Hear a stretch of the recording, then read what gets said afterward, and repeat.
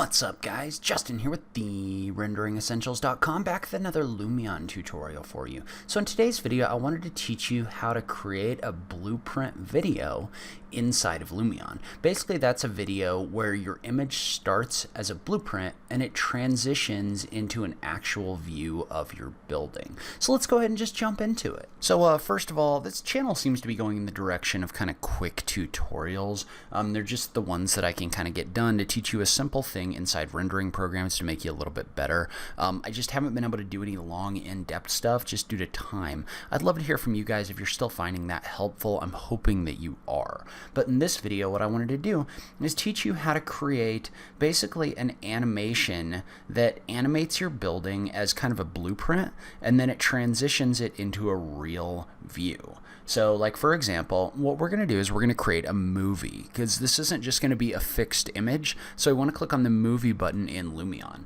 Note that I'm doing this in Lumion 9. So that's something that I'm doing this in Lumion 9, so this may look slightly different on your PC, but generally speaking, the process should be very similar. And so what we're going to do is we're going to start off and we're going to find an empty space for a video. So you can see how I just deleted one out, and I'm just going to use that space that I have right here under 3, and I'm going to click on it.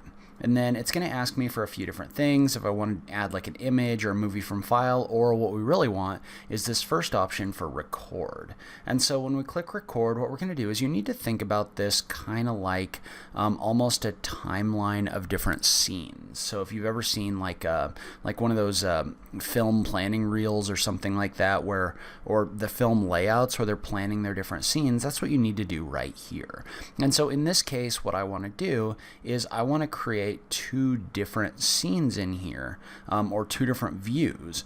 So I want to start off and I want my first scene to be the one where my blueprint animation happens. So I'm just going to go up and I'm going to turn my clip duration up to something like 4 seconds or something like that. So I don't want it to be super long, I don't want it to be super short, so we're going to go with 4 seconds for right now. And so once we've done that, we've got this set up kind of the way that we want. I'm okay with this camera view. I'm just going to click on the button for take photo. And so when I click on take photo, what that's going to do is that's going to create a scene that's basically that photo that lasts for 4 seconds. And what I want to do now is I want to take another quick photo that's going to be, and so like right now if I click the play button, it's just going to sit there. So that's what that view does. And so we're going to click in here and we're going to take another photo. And just for fun, let's delete that out and let's kind of rotate around in here. So like this, and we'll take the photo that way.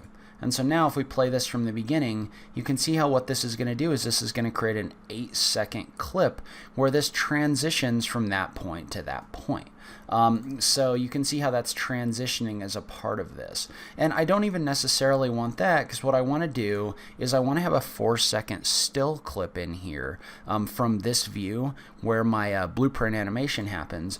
And then I want a second one that's going to be the transition, the camera transition after the fact. So I'm just going to add a photo right here, and then I'll add a photo over here. And so what this is going to do now is if we click on our first view, this is going to sit here for the first 4 seconds because we have one camera view and then another camera view that never changed the camera. So that's going to sit here for 4 seconds, and then after that it's going to animate the transition between the second clip and the third clip. So what we have is we have a view where it sits here, sits here, sits here, and it's going to do that for a little while, and then it's going to start transitioning into my camera, my movement between these different cameras. And so once we have that kind of set up, what we want to do is we want to go ahead and click the checkbox to go back into movie mode. And so movie mode is where you're going to start adding your effects inside this video. So like for example, if you click this play button, this is going to play your scene, and you can actually click in here and drag to figure out when your transition starts between your different views. You can see how that's starting about halfway through on this video. So I'm clicking and dragging in order to see that. And so what we're going to do is we're going to add some effects in here, but when we add effects in here, we want to do it by dictating when they need to start and stop. So like for example, I'm going to start off and just overall I want this whole thing to have kind of a realistic preset. So the realistic preset is just something that I want to show up in here that is going to basically, my shadows are going to be realistic, my sunlight's going to be realistic, so this is going to be kind of a realistic view of what this is going to look like. And so that's in here. We've added this effect, and that's going to be there over the course of the whole video.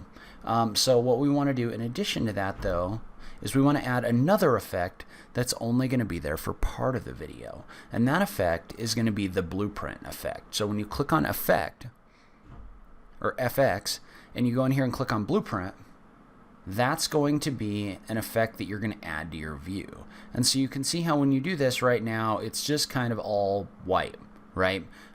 So it just comes in here, and really what this view is for animating a transition between nothing, and then it kind of draws in everything with kind of a blueprint view to it, and then it adds in the detail like this. And so what we need this to do is we need to add this in over time, and we're going to do that by adding a keyframe. So to start off, we're going to click on the button for add keyframe or create keyframe.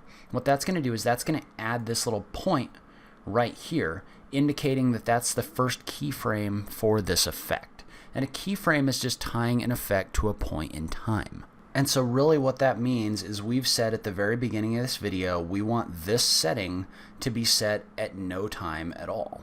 And so now what I want to do is I want to create a new keyframe. And so to start off, what I'm going to do is I'm going to go in and I'm going to temporarily disable this effect so I can find the point where my camera starts moving in here, because what I want is I want this to do the whole blueprint animation.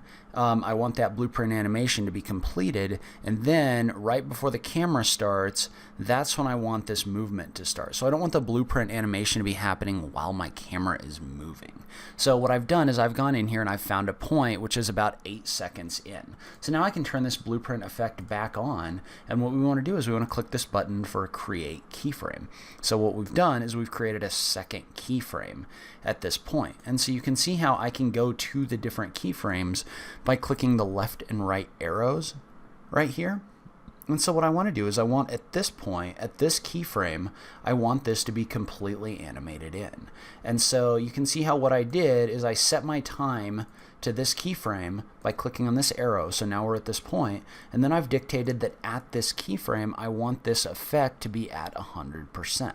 So you can see how what that shows me when I mouse over this is this shows me a little graph down on this bar here showing when that effect is fully implemented. And you can see how it's at this point, which is the keyframe that I've added.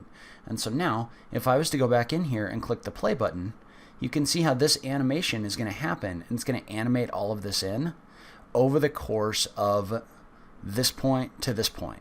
And then once that's completely animated in, you can see how what that's doing is that's doing my moving animation after that. And so one thing we might want to do, because I feel like this kind of sits here for a while, I feel like it's a little bit long. And so I just want to go back in and I just want to click the button for edit clip. And I just want to take my whole clip and I want to bring it down to maybe like 10 seconds or something like that. So we're going to bring this down to 10 seconds. And we're going to click the checkbox. And so now we're just going to go in here and we're just going to double check that our keyframe still corresponds at about halfway through this image, which it does. Well, now if I click the play button, you can see how this animates in here faster because that scene isn't quite as long.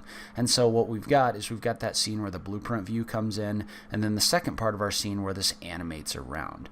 And so I really like the way that this looks, the way that this video works. And so what I want to do now is I want to move into rendering my clip. So I want this to go through and render this. So I'm going to go ahead and let this render. I'm going to click on the button for render clip.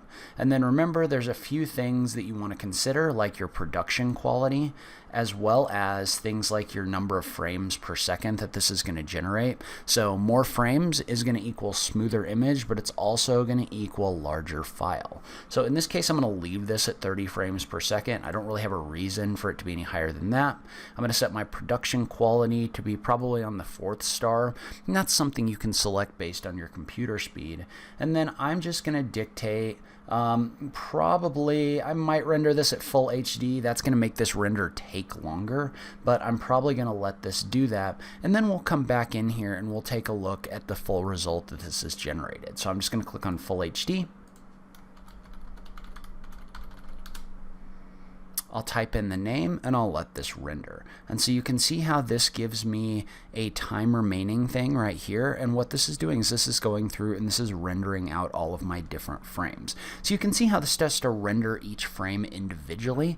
So it's going through and it's rendering every frame, but it's telling me that there's going to be about 300 frames. And it has to render every one of them before it can put them all into a video. So this is going to be a little bit time consuming. So I'm going to go away for a little while and then we'll come back once this is done and we'll take a look at the final result. Alright, so our rendering is done. So now let's go into our folder where this got rendered and let's open it up and take a look. So if I open this file up and take a look, you can see how the first half of this is going to be the blueprint animating in, and the second half is going to be my camera animating around in this view. So if you take a look at it again, we get that nice blueprint coming in view, and then our camera starts to animate. And so one thing you can do, and probably what you should be doing, is you should start thinking about your videos as sequences of scenes that tell a story. So like in this case, this could be something where you're indicating some kind of a design process and a construction process, and then you're showing what it could finally be after all the work where you're doing that. So as you start getting an idea of the way the different effects work, you can start thinking about different ways to compile those into scenes in order to tell the story that you want to tell. So that's where I'm going to end this video. Leave a comment below and let me know what you thought. Do you like these kind of shorter feature tutorials? I just love having that conversation with you guys. If you like this video, please remember to click that like button down below. If you're new around here, remember to click that subscribe button for new rendering content every week. As always, thank you so much for taking the time to watch this. I really appreciate it, and I will catch you in the next video. Thanks, guys.